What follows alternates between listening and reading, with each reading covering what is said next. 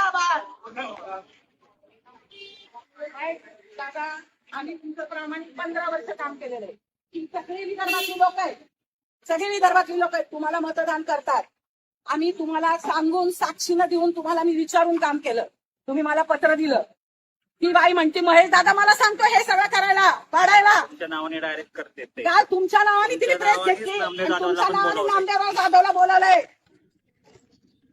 मी तुम्हाला विचारलं होतं मी करू का नको करू, विचारलं होतं का नव्हतं. मी विलास लांडेला पाडायसाठी महेश दादा 15 वर्ष मी तुमचं काम करते.